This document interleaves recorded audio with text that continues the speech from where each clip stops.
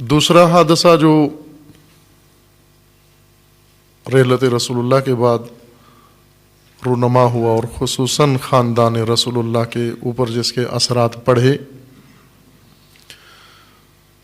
جسے عموماً مناسبت کے طور پر بھی ذکر کیا جاتا ہے و شان نزول خطبہ بیان کیا جاتا ہے،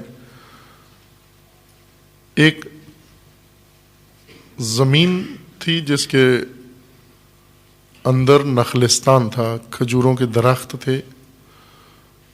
حضرت نے اپنی زندگی میں یہ حصہ زمین کا جو خیبر کی سرزمین کے قریب تھی، اس خطے کے قریب مدینہ سے کافی فاصلے پر فدق کے نام سے اسے بی بی کو سونپ دیا، ہبہ کر دیا، تملیک کر دیا، عطا کر دیا۔ رحلت رسول اللہ کے بعد جو حکومت قائم ہوئی، پہلے حکومتی احکامات میں سے ایک حکم یہ صادر ہوا، بھائی کہ ترجیحات اس حکومت کے لیے بہت زیادہ تھیں۔ سب سے پہلی ترجیح وہ ادھورے کام جو رسول اللہ نے آغاز کیے تھے لیکن وفات کی وجہ سے مہلت نہیں ہوئی، ان کو اتمام تک پہنچائیں، جن میں لشکر اسامہ تھا۔ رسول اللہ نے خود اپنے حکم و فرمان سے لشکر تشکیل دیا اور سب کو اس میں شرکت کا حکم دیا، اور مدینہ سے باہر لشکرگاہ بنانے کا حکم دیا۔ تمام صحابہ کو اس کے اندر شمولیت کا فرمان صادر کیا، لیکن ایسے ہوا نہیں۔ وہ لشکر حضرت کی زندگی میں روانہ نہیں ہو سکا، اور حضرت نے حکم دیا تھا کہ اسے فی الفور روانہ کیا جائے، لیکن بیماری کی وجہ سے، رسول اللہ کی بیماری کی وجہ سے بعض مائل نہیں ہوئے اس لشکر میں شرکت کے لیے اور اس معرکے میں اور غزوہ میں شریک ہونے کے لیے، اور وہ لشکر اسی طرح ادھورا منتظر رہا۔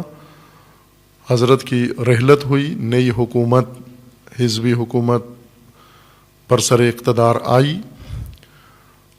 ترجیحات میں سے فرمان رسول اللہ کو تکمیل کرنا تھا کہ پہلا فرمان حکومتی آرڈیننس یہ جاری ہونا چاہیے تھا، یہ نوٹیفیکیشن جاری ہونا چاہیے تھا کہ فی الفور لشکر کی تکمیل کی جائے اور اسے روانہ کیا جائے۔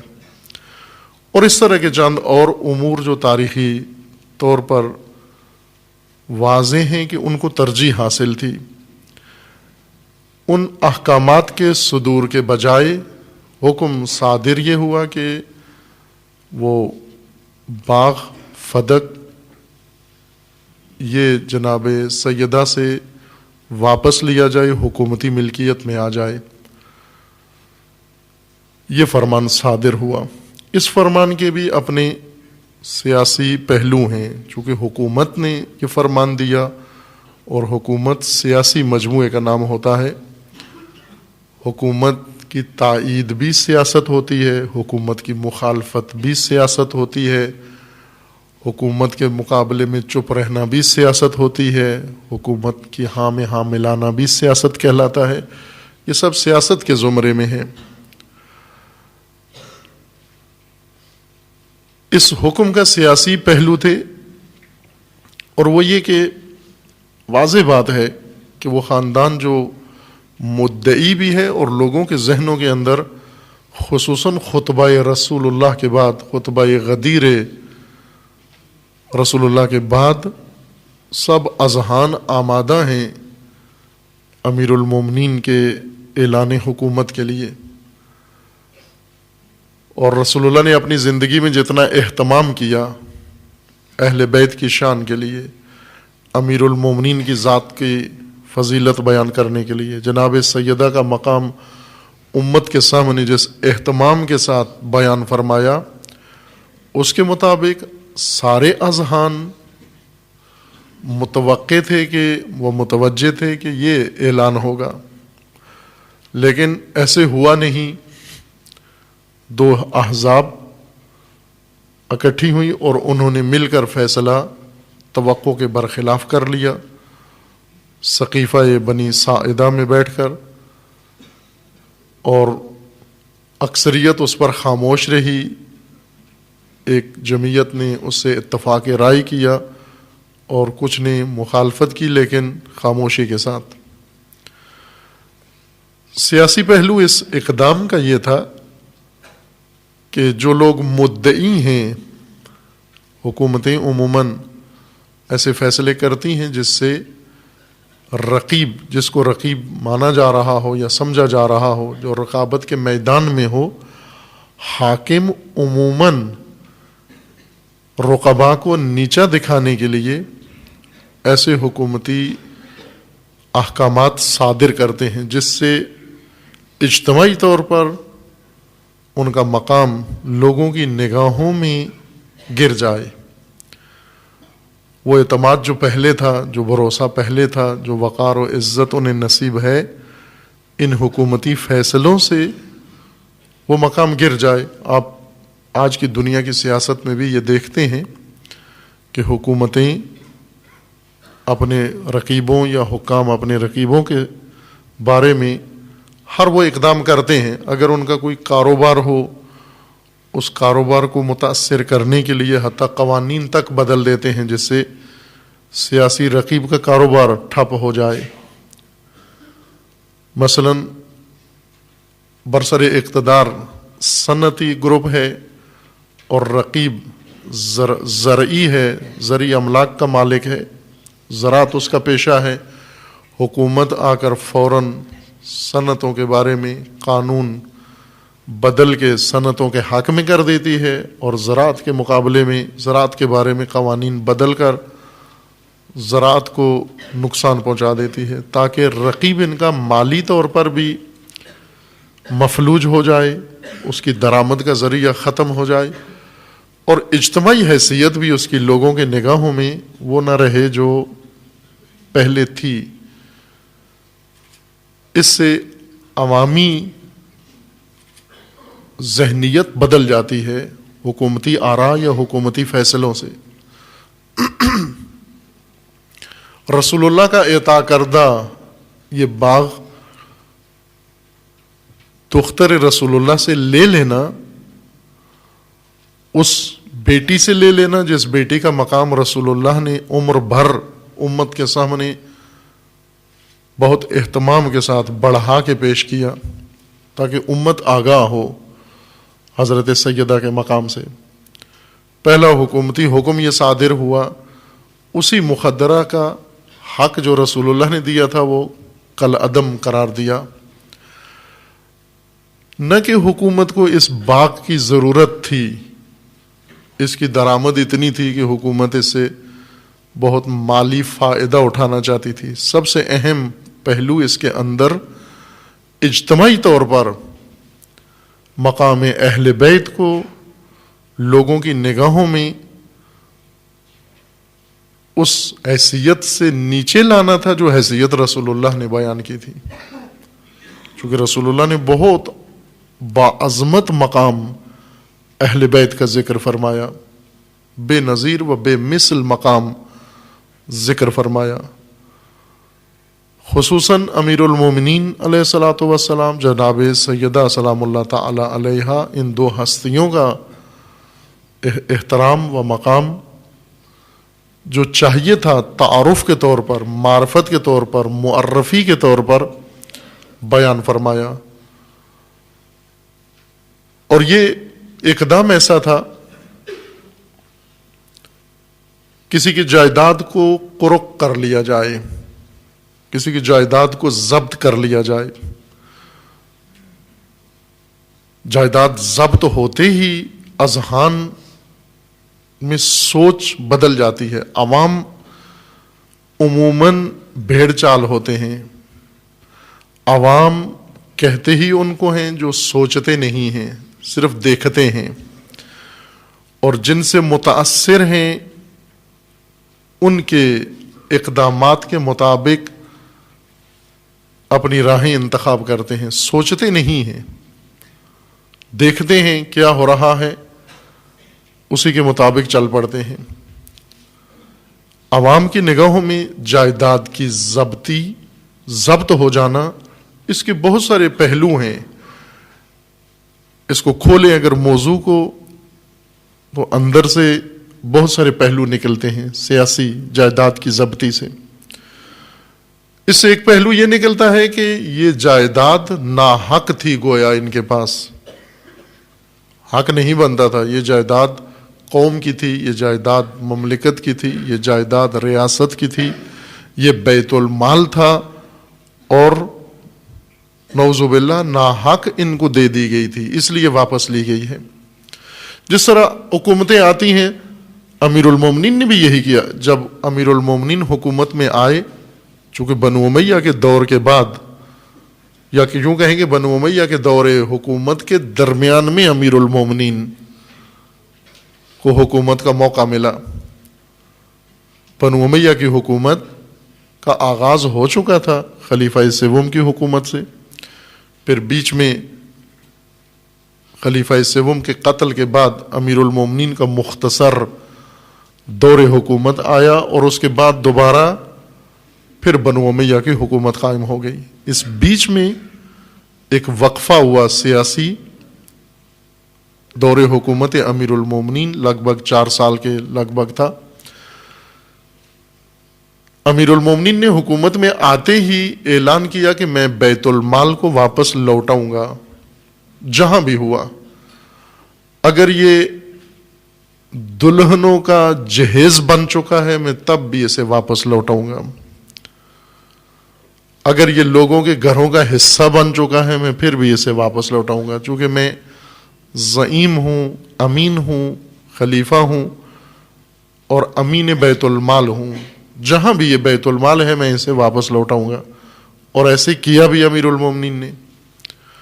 واپس لوٹانے کا مطلب یہ ہوتا ہے کہ ناحق تھا ان کے پاس، جنہوں نے لے لیا حق نہیں تھا ان کا، اس لیے واپس لیا جا رہا ہے ان سے. رسول اللہ صلی اللہ علیہ وآلہ وسلم نے اپنے دور حکومت میں اختیارات حکومتی کے ساتھ جو اللہ کی جانب سے رسول اللہ کو حاصل تھے، چونکہ رسول اللہ الہی حاکم تھے، عوامی حاکم نہیں تھے، الہی حاکم تھے، اللہ کے نمائندے تھے، عوامی نمائندے نہیں تھے. اللہ کے نمائندے کی حکومت تھی عباد اللہ پر، اللہ کے بندوں پر. اور رسول اللہ نے الہی اختیار سے، الہی فرمان سے، الہی حکم سے جو اقدام کیا حکم الہی سے کیا. بہت سارے محققین نے، علماء نے اس موضوع پر کتب تالیف کی ہیں کہ یہ رقبہ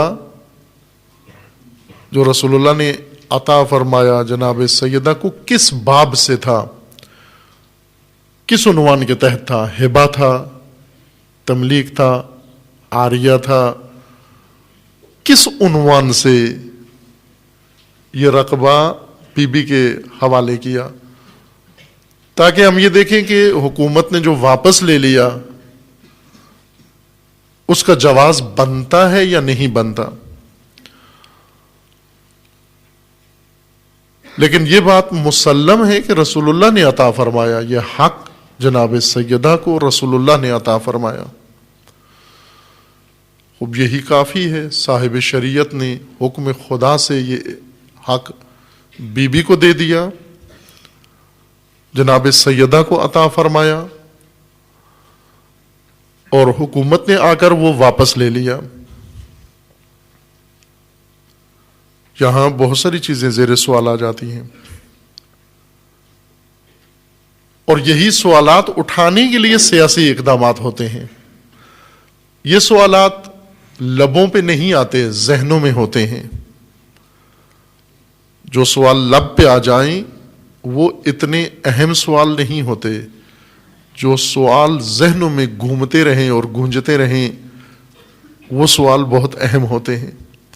اصل لوگوں کی رائے وہ سوالات بناتے ہیں جو دلوں میں اٹھائے جاتے ہیں، جو ذہنوں میں پیدا کیے جاتے ہیں، لیکن کوئی وہ سوال لب پہ نہیں لاتا. ہر ایک اپنے دل کے اندر سوچتا ہے کہ اگر یہ اقدام درست ہے تو پھر پہلا اقدام وہ درست نہیں ہو سکتا. اگر پہلا اقدام درست تھا تو پھر یہ اقدام درست نہیں ہے. اگر یہ جائیداد لے لینا درست ہے تو اس کا مطلب ہے دینا نعوذ باللہ درست نہیں تھا. اگر دینا درست تھا تو پھر لینا واپس درست نہیں ہے. یہ سوال کسی کے لب پہ نہیں آیا اور آتا بھی نہیں ہے. ان سوالوں کی نوعیت ایسے ہوتی ہے، بعض اقدامات سے ذہنوں میں سوال آتے ہیں، کوئی حادثہ ہو جاتا ہے اور سب کے ذہنوں میں ایک سوال آتا ہے کہ اس حادثے کا تعلق فلاں گروہ سے ہے، فلاں شخصیت سے ہے، فلاں محکمے سے ہے، لیکن کوئی یہ سوال لب پہ نہیں لاتا. آج کے اس ماڈرن دور میں، میڈیا کے دور میں، مہارت، جرنلزم کی مہارت یہ ہے کہ ذہنوں میں ایسے ہی سوالات، مطلوبہ سوالات اٹھائے جائیں. باقاعدہ سوال بنا کر نہیں پیش کیے جاتے. جیسے عموماً علمی سوال ہوتے ہیں، علمی سوالات سوال بنا کر پوچھے جاتے ہیں، لیکن سیاسی اجتماعی سوالات اٹھنے کا ماحول بنایا جاتا ہے. بس سوال خود اٹھ جاتا ہے، لب پہ نہیں آتا، اور یہ سوال ہی سوال اٹھانے والوں کی نیت کو پورا کر دیتا ہے کہ وہ یہ سوچیں کیوں ہوا، کیسے ہوا، کس نے کیا. اہل بیت کا جو مقام رسول اللہ نے بیان فرمایا تھا اور قرآن کریم میں جس کے لیے آیات موجود ہیں، وہ مقام ہر ایک کے لیے خطر تھا. یہ نہیں ہو سکتا کہ مقبول کوئی اور ہو، محترم کوئی اور ہو، اختیار کسی اور کے پاس ہو. خصوصاً زیرک سیاستدان، چالاک سیاستدان، انہیں معلوم ہوتا ہے کہ جب تک رقیب لوگوں کی نگاہوں سے گر نہ جائے، خطرہ ٹلتا نہیں ہے، منڈلاتا رہتا ہے. پس اس فیصلے کے پیچھے ایک سیاسی تدبیر کار فرما تھی. معاملہ فقط جائیداد کا نہیں تھا، دونوں طرف سے، نہ حکومت کی جانب سے اور نہ جناب سیدہ کی جانب سے. اگرچہ سامنے موضوع جائیداد ہی تھا، لیکن نہ حکومت اس کے جائیداد ہونے میں دلچسپی تھی اور نہ جناب سیدہ کو بے حیثیت جائیداد وہ رقبہ مطلوب تھا یا حساسیت جناب سیدہ کی فقط اس کے جائیداد ہونے کے متعلق تھی. چونکہ بہت واضح تھا کہ اصل ماجرا اور ہے، اس لیے جناب سیدہ نے اس فرصت کو غنیمت جانا. جیسے ایک ضابطہ ہے، قانون ہے جو بعض بزرگان دین نے زیادہ بیان کیا ہے، جیسے امام راحل امام خمینی رضوان اللہ تعالی علیہ و رہبر معظم اس نقطے کو بارہا بیان فرما چکے ہیں کہ جب دشمن کی جانب سے، مخالفین کی جانب سے آپ کے لیے مصیبتیں گھڑی جاتی ہیں، ان مصیبتوں کو فرصتوں میں بدل دو. فرصت عربی اصطلاح کے مطابق، نہ اردو میں فرصت فارغ وقت کو کہتے ہیں جس میں کوئی کام نہ ہو. پوچھتے بھی ہیں فرصت ہے، کہتے نہیں ہیں، مصروف ہوں بہت. فرصت مصروفیت کے مقابلے میں استعمال کی جاتی ہے ضد کے طور پر. اگر آپ کسی کو بلائیں یا کہتے ہیں جی میرے پاس فرصت نہیں ہے، معذرت کے ساتھ میرے پاس فرصت نہیں ہے، یعنی میں فارغ نہیں ہوں، کام میں مصروف ہوں، یہ اردو فرصت ہے. عربی میں فرصت اس معنی میں نہیں ہے. عربی زبان میں فرصت موقع کو کہتے ہیں، ایسا موقع جہاں پر انسان، ایسا بہترین وقت اور موقع جہاں مقصد تک پہنچنے کے لیے سارے اسباب اور شرائط فراہم ہوں اور انسان اقدام کر کے اپنا مقصد فی الفور حاصل کر لیتا ہے. عربی زبان میں فرصت اس کو کہتے ہیں. روایات میں بھی ہے کہ فرصتوں کو غنیمت سمجھو. احمقوں کی ایک علامت یہ ذکر کی گئی ہے کہ اگر دیکھنا یہ چاہتے ہو کہ اہل حکمت کون ہے اور اہل حماقت کون ہے، جو فرصتیں ضائع کرتے ہیں وہ حماقت والے ہیں. احمق کی ایک صفت یہ ہے کہ فرصتیں ضائع کرتا ہے، یعنی مواقع، ایسے موقع جن میں مقصد حاصل ہونا بہت آسان ہے. فرصت کہتے ہیں جب زمین زرخیز ہو، زمین میں نمی موجود ہو، فصل کاشت کرنے کا موقع ہو، بیج بھی موجود ہو، ساری دنیا کاشت کر رہی ہو اور یہ شخص کسان صاحب زمین سویا ہوا ہو اور موقع ضائع کر دے. اس وقت جاگے جب فصل کاشت کرنے کا وقت گزر چکا ہے، اس نے فرصت گنوا دی، وقت ضائع کر دیا. فرصت شناسی پر ایک مفصل گفتگو ہے نہج البلاغہ کے حکمت علی کے عنوان سے، وہاں مراجعہ کیا جا سکتا ہے. بی بی نے فرصت جانی، مصیبت کو فرصت میں بدل دیا، مشکل کو فرصت میں بدل دیا، تدبیر کے مقابلے میں تدبیر استعمال کی، سیاست کے مقابلے میں سیاست ہوئی. ایک فرمان جاری ہوا امیر المومنین کے فرمان کے مطابق. امیر المومنین فرماتے ہیں کہ آسمان کے سائے تلے ہمارے پاس اس زمین کے اوپر درآمد کا یہی ایک ذریعہ تھا. آسمان کے سائے تلے درآمد کا ایک ذریعہ تھا. یہ معافی ایدینا، ہمارے ہاتھ میں یہی ایک چیز تھی. اب میں اس کا ترجمہ درآمد کر رہا ہوں، یعنی ہمارے ہاتھ میں یہی ایک چیز، ٹکڑا زمین تھی بس. اس کے علاوہ اہل بیت کے پاس کوئی اور ملکیتی زمین اس وقت نہیں تھی. گھر تھا اور یہ فدق، لیکن باقی لوگوں کے پاس بہت کچھ تھا. مدینہ میں بہت کچھ تھا، مکہ میں بہت کچھ تھا، اور مفتوحہ علاقوں میں بہت کچھ تھا. کچھ رسول اللہ نے انہیں دیا ہوا تھا، کچھ خود سے انہوں نے لے لیا. باہر کیف انصار کے پاس بہت کچھ تھا، انہوں نے مہاجرین کے ساتھ تقسیم کیا، اموال، جائیداد، مکانات، جو کچھ ان کے پاس تھا. امیر المومنین فرماتے ہیں کہ اس آسمان کے سائے تلے ہمارے ہاتھ میں یہی تھا جو حکومت نے لے لیا. امیر المومنین کو جب حکومت ملی، بیت المال سارا جس جس کے پاس تھا وہ لوٹا دیا، لیکن فدق نہیں لوٹایا. یہ آرڈیننس امیر المومنین نے جاری نہیں کیا.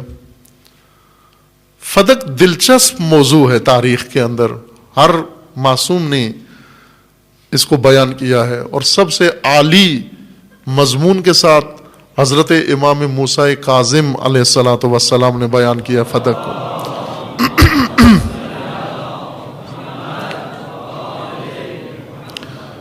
امام ہفتم فرماتے ہیں کہ جب ہارون الرشید اپنی سخاوت دکھا رہا تھا اور اس نے اعلان کیا کہ بنو امیہ نے جو کچھ لوٹا ہے، جس کا بھی امت کا مال، سامان، جائیداد، وہ آئے سرکاری دفاتر میں آ کر نام لکھوائے، ہم اس کی لوٹی ہوئی جائیداد، مال، دولت، پیسہ سب کچھ واپس کریں گے. سب لوگ آئے، جیسے عموماً حکومتیں اعلان کرتی ہیں سیلاب میں جس کا نقصان ہوا آ جائے. اب سیلاب جنگ میں آتا ہے اور نقصان والے لاہور سے وہاں جاتے ہیں اپنا نام لکھوانے کے لیے کہ ہمارا بھی بہت کچھ لوٹ گیا ہے، ڈوب گیا ہے. وہ ویسے ہوتا ہے، جب صلہ عام ہوتا ہے تو اس میں شاید سیلاب زدگان کو فرصت نہیں ہوتی، کے پاس تو گاڑی نہیں ہوتی کہ وہ پہنچے سرکاری دفتر میں، بیچارے پانی میں پھنسے ہوتے ہیں، لیکن لاہور شیخو پورہ والے آسانی سے پہنچ جاتے ہیں، وہاں جا کر نام لکھوا لیتے ہیں، جی ہمارا بہت کچھ جنگ میں ڈوب گیا۔